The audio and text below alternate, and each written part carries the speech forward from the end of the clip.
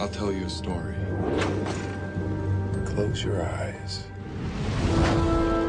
There were 5 of them. The Indian, the ex-slave, an explosive expert, Charles Darwin, and the masked bandit.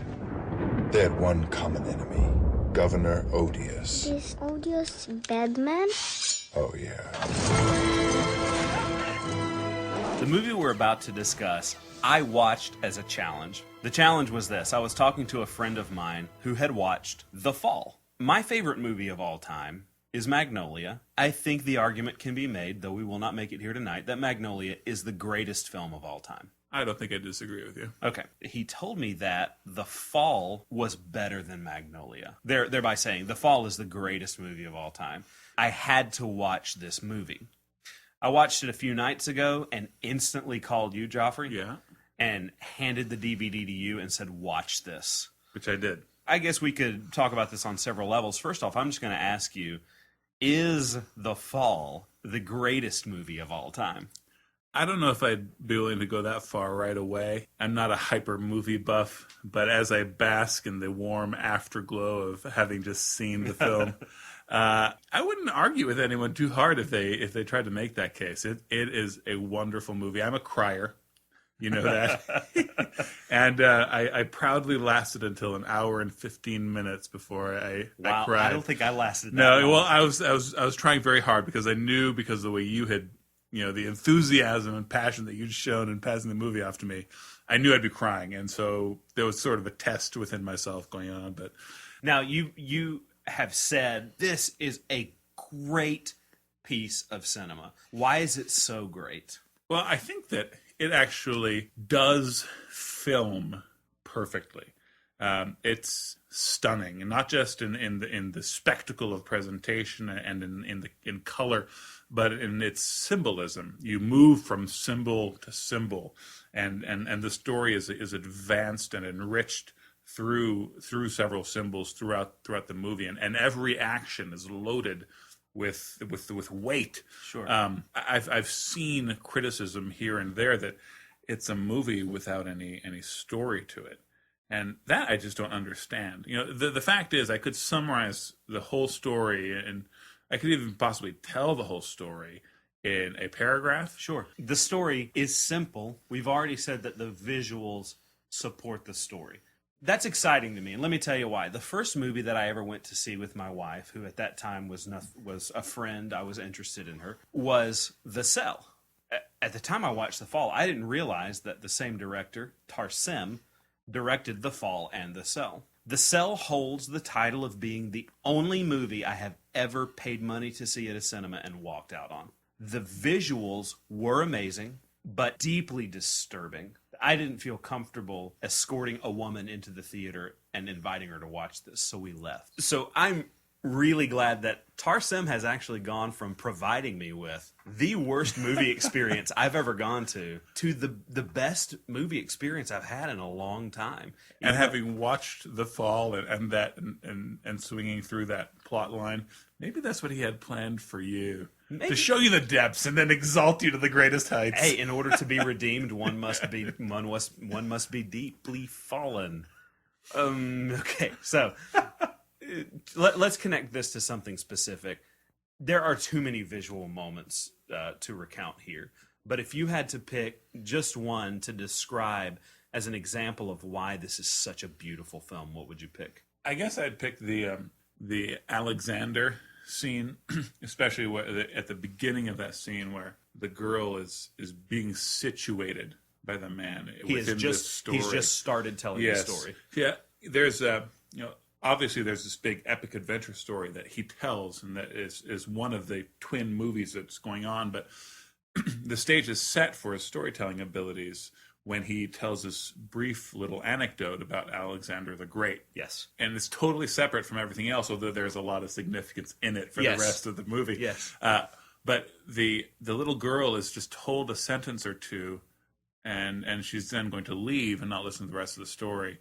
So she pictures a certain something, and just as anyone who, if someone starts reading a book to them or whatever, you have to form the whole world as you're being told more. So she pictures Alexander in one way and in a certain environment, and as he describes where he is and what he's doing, the whole world is shifting around. The camera is spinning around Alexander as this is happening. And there's this moment where Lee's character Roy says that Alexander is in this vast desert, with red dunes, and as it swings around Alexander, and these bright red dunes are just looming over Alexander and his men. It's just a wonderful scene. That's beautiful. I'm going to pick a little bit different one. There are characters in this story.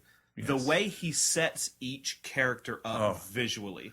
And we'll talk about the characters in a moment, but you have the demolitions expert, and his image is established as this rock wall explodes and cascades. You have the slave, and his image is set as he escapes from his slavery and his brother dies, and every character is iconic. Yeah, absolutely. And it's just the smallest details. And of course the colors are amazing. So the Indian is garbed in this iridescent green. Yes. And the bomb expert is Italian, and he's got this long Medici type robe with the red, the scarlet and then the yellows and the... Charles Darwin's coat. Charles Darwin is a character. Yeah, How wonderful is that? Let's talk about the 5 characters in this tale. Essentially, as you heard in the opening clip, they are after Governor Odious, who is their sworn enemy, all of them for different reasons. And so these 5 men have all sworn their lives to defeat or kill Governor Odious. So you have Charles Darwin, a man called the Bandit. Do you remember what the demolitions expert was called? I believe he was the demolitions expert. You have the Indian, and you have the slave.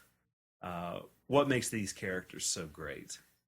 Well, I mean, part of it is how iconic they are. I mean, when they're initially presented, and they're on this desert island, and Roy is telling the story, and he says, first there's so and so, and next there's so and so, and he tells their little backstory. I felt like a kid being told a story, and I just exulted in that. Yes. So part of it is actually their iconic nature. Now, there's a further layer to that, though, because when you get to the end of this film and you think back on it, you feel like an adult looking at one of the most important pieces of semiotic film that you've ever seen in your life. This is like a film that could equally be enjoyed by my son and Umberto Eco. Right. They could both sit there and just chew into it. There's a scene at the end where Governor Odious is being chased after. They're going to kill him. Spoiler alert, if you don't want to know anything, turn this podcast forward 2 minutes now. But the 5 characters sequentially are done off. Darwin dies, so-and-so dies, so-and-so dies, and they each are done off. And there's a significance to that. Is there anything you can say about that? Or I think that each character sort of represents a philosophy or a way of being. Sure. And Tarsem invests each of them with worth. Yes. But it almost seems like he kills them off in the order of their worth. Yes. For how far they can carry mankind. Sure. We may as well say Roy, the central character, is very clearly being set up here as a Christ type. Yeah, there's a lot of Eucharistic and baptism kind of symbology. Yes, so it's obvious. I've already said it. Darwin is the first one to go. Yeah. So I guess if we're working backwards in terms of Governor Odious, the great evil, who can stand up to him? Right.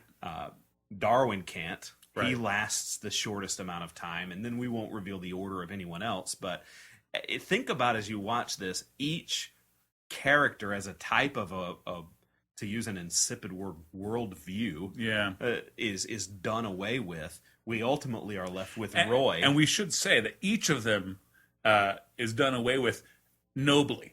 Yes, right. So there's no scorn. It's just rather that each one goes as far as he can. Yes, and then he's done. That's so beautiful, man. That sounds like you're in love. I am, aren't you? It might be the best movie of all time. There you go.